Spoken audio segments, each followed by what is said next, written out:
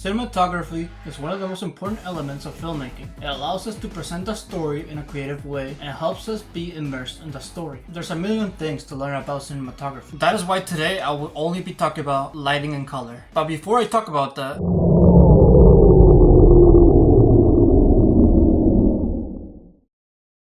if you want to make a film with me, if you want me to teach you how to make a film, click the link in the description. I'll go over this product at the end of the video, so if you're interested in making a film yourself, make sure to watch until the end of this video. So the thing about lighting is the fact that it's complicated, it leads to good results, but it's not really necessary. I mean, I shouldn't need to explain why lighting makes you look better. There's always like a spot at the gym where there's like the best lighting and your muscles pop out the best. It's because it does make a huge difference. And so when it comes to movies, it is really ideal that you nail this aspect, because if there's anything a celebrity wants, for you to make them look better. But as I said, it's not necessary. I feel like when it comes to beginners, when it comes to creating your first film, I don't think this is really something that you have to massively worry about. Using lighting from natural sources would be the best option, and since you don't really have the budget to buy equipment that will help you adjust the lighting to what you want, since you don't really have that, literally the only option that you have is natural lighting. And when it comes to not using equipment, nailing like having the best lighting is really gonna come down to luck. Or maybe you test over and over what spots and what time of day would be the best when it comes to shooting your film. Time is also something that matters most. In the morning you have different style of lighting, and then at the evening you have different style of lighting, and it's up to you what type of lighting you want to use and also what your environment has. For example, I live in Las Vegas, and here in Vegas there's a lot of places with light. You know, the casinos, the strip, there's a lot of light in that area, and I feel like finding a spot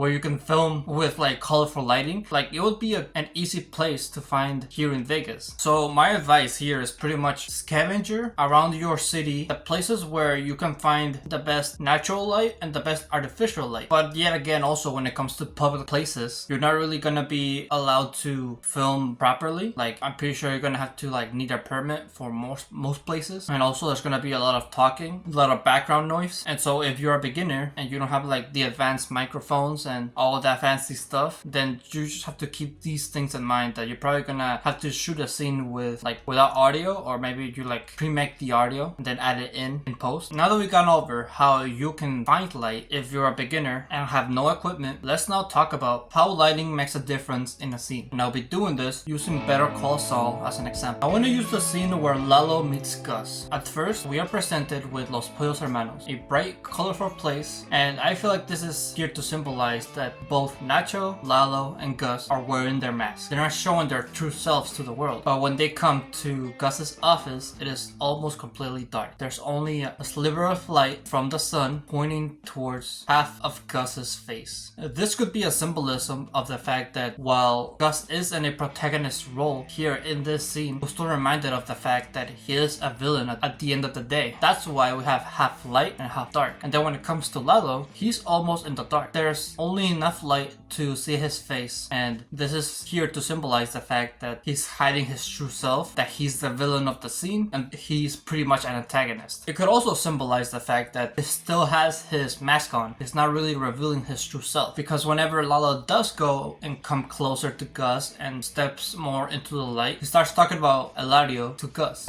Kind of sort of trying to intimidate him, show his true self, show the fact that he dislikes. And since Gus is unfazed by this, he goes back to the dark and puts on his mask again. Then once Lalo leaves, Gus is left there standing in the dark all by himself, reflecting how he's in a state of anger and evil. This is an example from Better Call Saul, and this is when it comes to a TV show. Now I want to talk about a movie. The Batman is one of the greatest examples of cinematography done well. The beginning section of the Batman uses dark in such a creative way. It is important to keep in mind that dark is used to symbolize the unknown. The reason why we fear the dark is because we can't see anything and we don't know what's going on. So trying to use this in a film to our advantage can be really ideal. And on the first scene where the Batman is shown is in his full suit is a good example of this. We first hear his steps while having the camera look straight at the dark, anticipating, making us wonder how he looks like, what he's gonna do. Is that even the Batman? He's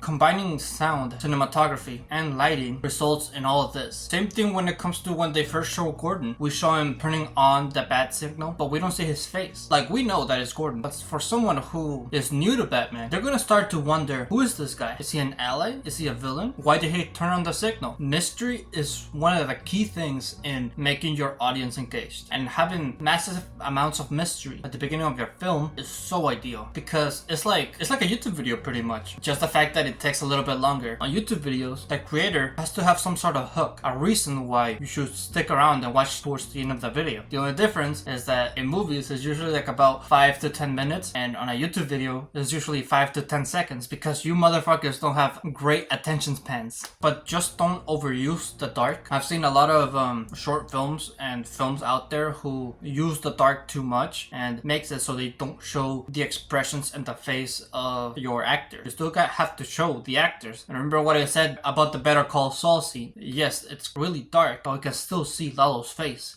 Alright, so now that we've gone over lighting, let's now talk about color. It is no secret that colors give some sort of emotion. I mean, just look at Inside Out. Red symbolizes anger, yellow symbolizes joy, orange symbolizes anxiety, blue symbolizes sadness, and so on and so forth. So you really have to keep colors in mind when it comes to your scene. It is also important to keep in mind that not all colors give the same emotion. For example, orange can also mean optimism. Blue can also mean calm. There's like thousands of interpretations of the emotion that some colors give, but it is clearly well known that brighter colors usually mean positive emotions. That's why in the scene of Better Call Saul, we are at the Pollos Hermanos. It is bright. We're shown clearly the bright colors to symbolize that we're in a space of safe, or like calm, of safetiness. And then when it comes to dark colors, it usually symbolizes negative emotions. Like for example, in the Batman, the main colors in the Batman is red and black. Dark red usually means anger, rage, at least in my opinion. And it makes sense because at first, Batman's whole deal and struggles was all about anger and the fact that he saw himself as like a symbol of vengeance. He was really rageful and wanted to take revenge on the city because the city and the crime in it took away his family. And so it makes sense why we would use this color. And we also see in some of the fight scenes that red is also used. Like for example, when we first go into the Penguin's nightclub, we see flashes of red as Batman fights, symbolizing that he's rageful in this scene. This is something that's probably not going to be as common to notice to the regular viewer, but if you go back and try to look for these things, you can notice them and see the fact that, oh yeah, it did enhance the film. It did give me a better understanding of how Batman is feeling. Lighting and color is something that is massively overlooked due to the fact that what takes center stage, in my opinion, has to be the acting and the story, because I feel like that's what most people care about. My mom, for some reason, if she watches a movie who doesn't have like a good message or a good theme, she will not like it. She will not watch it. And the theme of the movie is something that sticks in most people's head, but they rarely go back and think of the lighting enhancing the theme, enhancing the message. In the Batman, on the last scene, we see a lot of